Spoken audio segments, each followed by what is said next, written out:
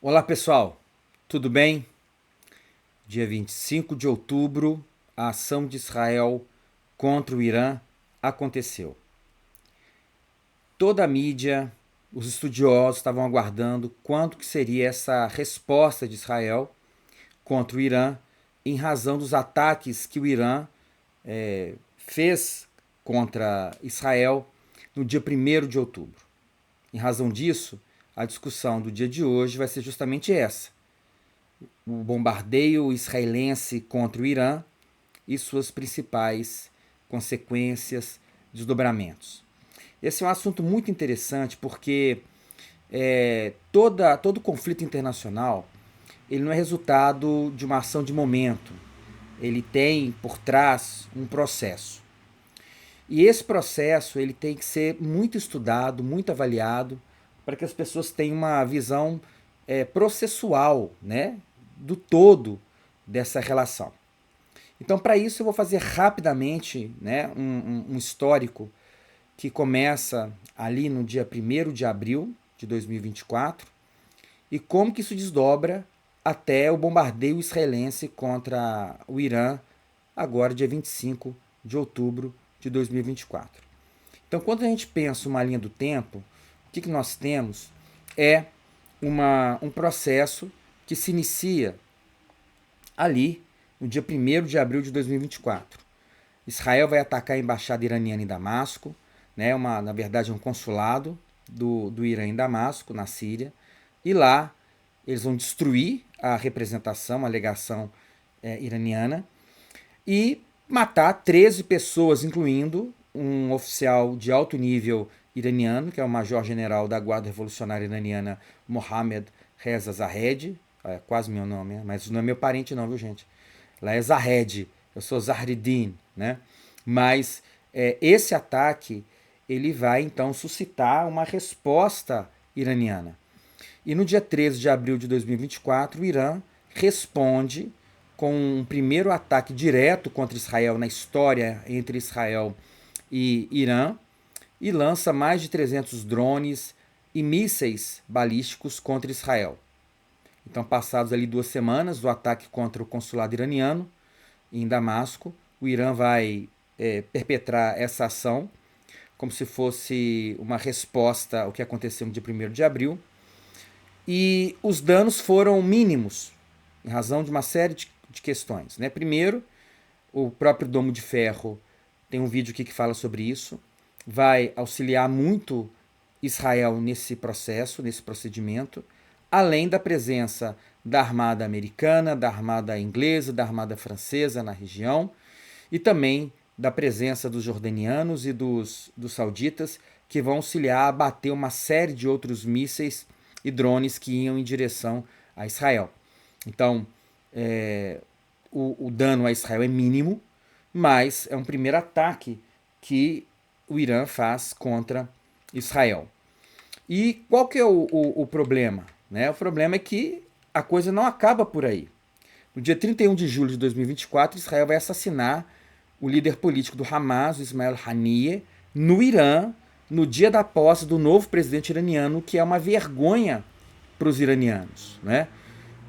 A explosão ela vai ocorrer na área onde que ele estava dormindo, dentro de uma área militar, e que atinge exatamente o quarto dele, e que cria ali uma situação de muito constrangimento, porque o Ismail Haniyeh ele era um convidado para uma celebração de posse de um presidente novo, e Israel matá-lo daquela forma mostrava ali uma situação de muita fragilidade do Irã. O Irã não responde de imediato. Existe uma tentativa dos Estados Unidos de diminuir a fervura da situação. E aí pede para o Irã não responder, porque eles estão tentando cessar fogo em Gaza com Hamas e Israel. Então, naquele momento, o Irã segura um pouco a situação, mas no dia 27 de setembro de 2024, logo após o início das ações de Israel contra o Líbano, principalmente de bombardeamentos, tem um vídeo que fala sobre isso aqui também, muito interessante. No dia 27, eles vão assassinar o líder principal, né, o secretário-geral do grupo libanês Hezbollah, o Sayed Hassan Nasrallah. numa ação no subúrbio de Beirute, na região lá de Darria, em que eles usam 85 bombas anti-bunker para matar o Nasrallah. Ali eles vão praticamente implodir de 7 a 8 prédios de um conjunto residencial, porque essa construção subterrânea ficava nessa área. E eles acabam matando o Sayed Hassan Nasrallah. E aí o Irã se vê numa situação em que precisa retomar a deterrância com o Irã.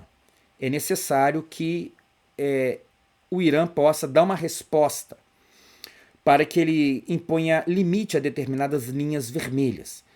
E no dia 1º de outubro de 2024, então, o Irã faz as ações contra Israel, lança mais de 180 mísseis balísticos contra Israel, atinge várias bases aéreas israelenses e revela os limites do próprio Domo de Ferro e a capacidade de deterrância, de ação de ataque dos mísseis balísticos iranianos.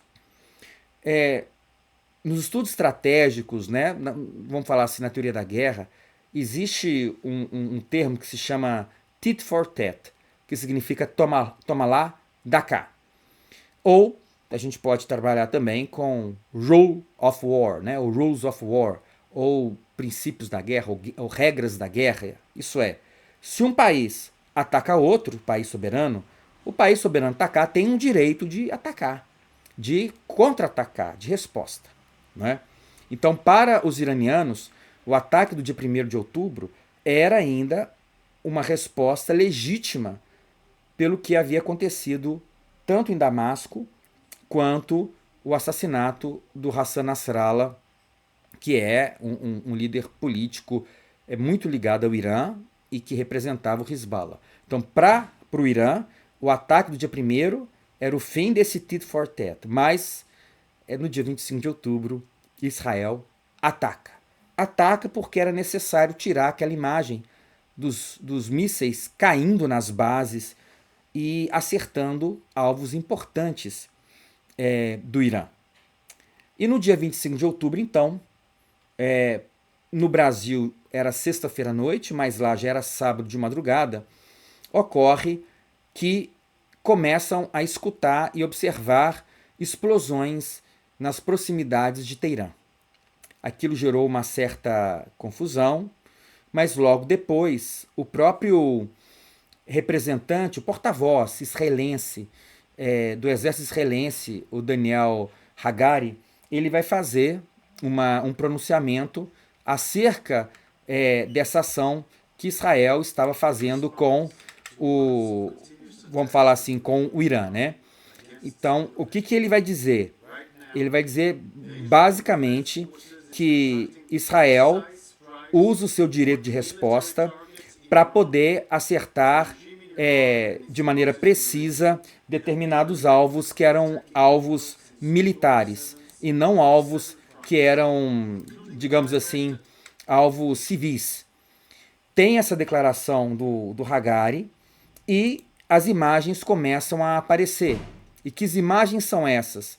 Imagens de drones chegando nas mediações ali de Teherã e bombardeando aquela região, né? Então, na verdade, os drones chegam e a defesa antiaérea iraniana consegue abater quase que a totalidade desses drones utilizando artilharia antiaérea de 30 milímetros.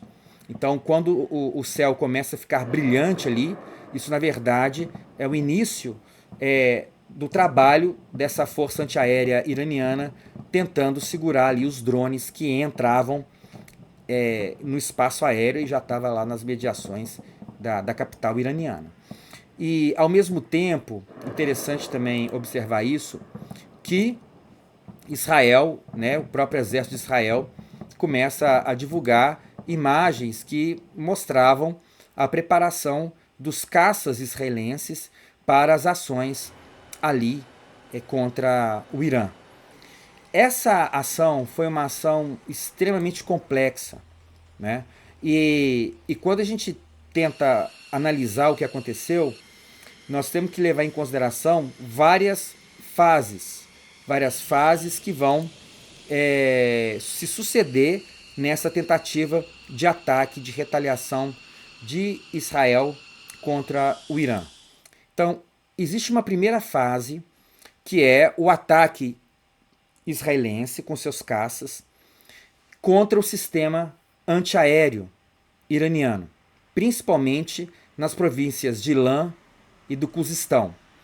Nesse primeiro momento, eles estão em busca do aparato de radar e de defesa antiaérea terra-ar que poderia acertar os caças ou que poderia deter os mísseis israelenses que chegassem, né, até o Irã.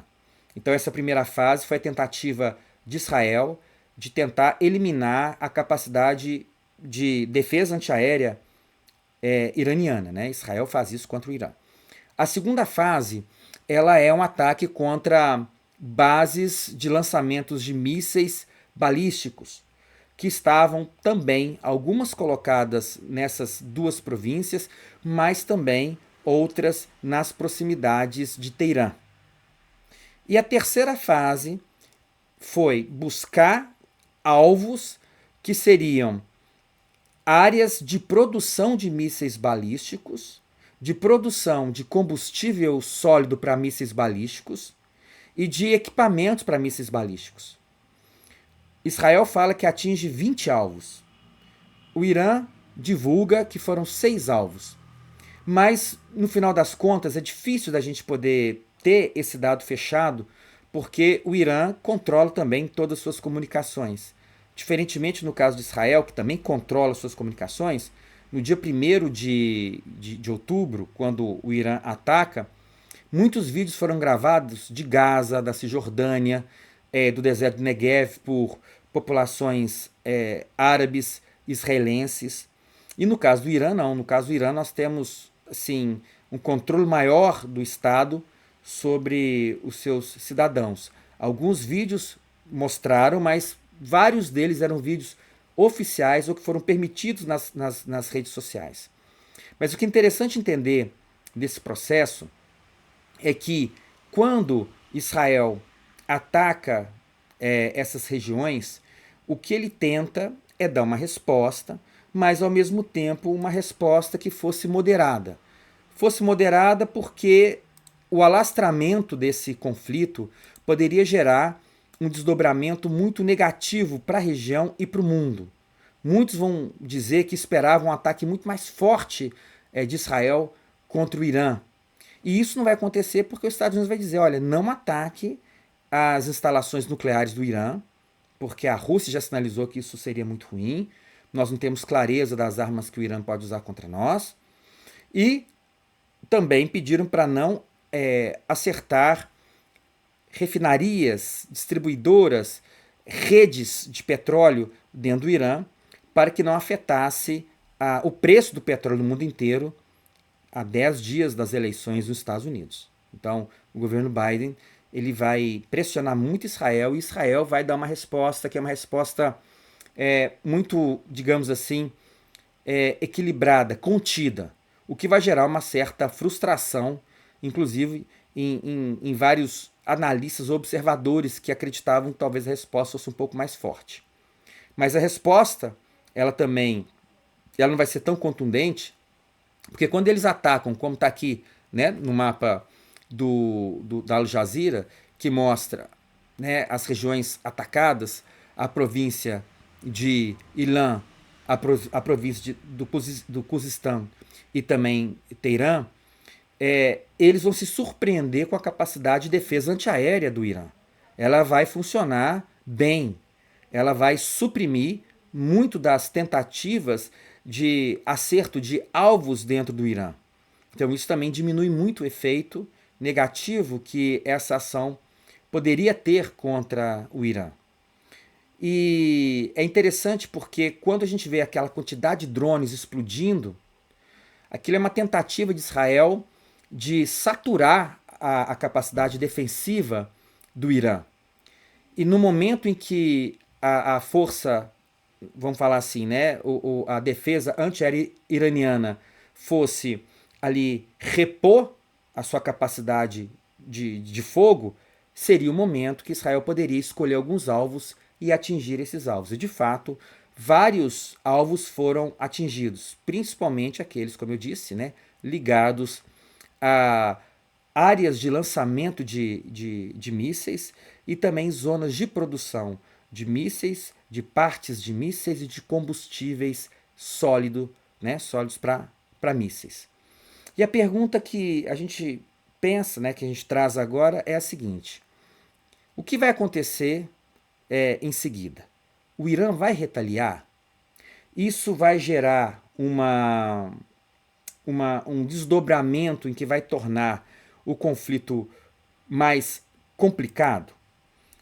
O que eu percebo é que o Irã consegue retomar sua capacidade de deterrência. Quando a gente imagina o teatro de operações de Israel em Gaza, de Israel no Líbano, de Israel com o Iêmen, de Israel com a Cisjordânia, ou com as milícias xiitas no Iraque ou na Síria, essa é uma realidade, né? Uma realidade muito mais favorável para Israel em Gaza, porque ali você tem uma ação que atinge em sua maior com maior força civis e casas. Claro, existe ali uma ação forte do Hamas com uma guerra de guerrilha e que gera impactos contra Israel. No Líbano, a situação é mais grave para os israelenses.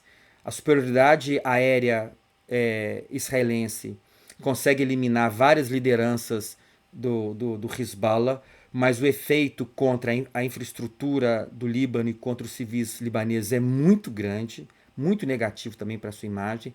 Mas, por outro lado, a entrada por terra no dia 1º de outubro no Líbano, ela revelou o tamanho do problema para Israel lidar com a realidade de uma guerra de infantaria naquela área. O Hezbollah é um grupo que lutou na Síria, ajudando o governo sírio contra o Estado Islâmico. A experiência desses vários anos fez com que o Hezbollah tivesse uma capacidade de lidar com o combate corpo a corpo, com o combate de infantaria, cavalaria mecanizada, de armadilhamento muito forte.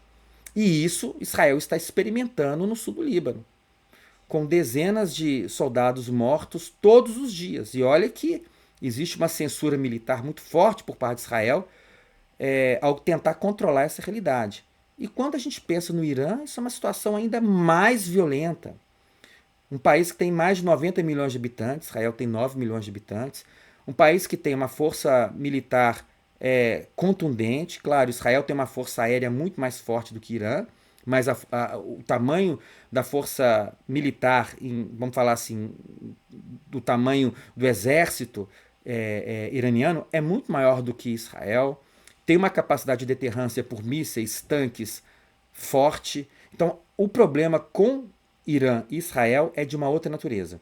E a resposta que Israel dá contra o Irã é uma resposta mais equilibrada. A própria fala do Ayatollah Khamenei é muito interessante, que ela diz o seguinte: olha, não aumentem o tamanho da resposta israelense, mas também não diminuam, né? Não diminuam o tamanho da resposta israelense. O que ele está querendo dizer? Olha, não foi lá tão grande, esperávamos que fosse maior, mas também não foi lá tão inofensiva. Eu não acredito que o Irã vá dar uma resposta nos mesmos moldes daquelas de abril de 2024 e do dia 1º de outubro de 2024. Mas, ao mesmo tempo, o Ministério da Defesa iraniana disse: o Irã vai responder com inteligência e paciência no momento certo a Israel para defender a todo preço a sua soberania. Mas, a princípio, o que eu entendo é que essa resposta que Israel dá é uma demonstração que eles querem um tipo de equilíbrio, de deterrência, para que a guerra não se espalhe mais. Isso faz sentido.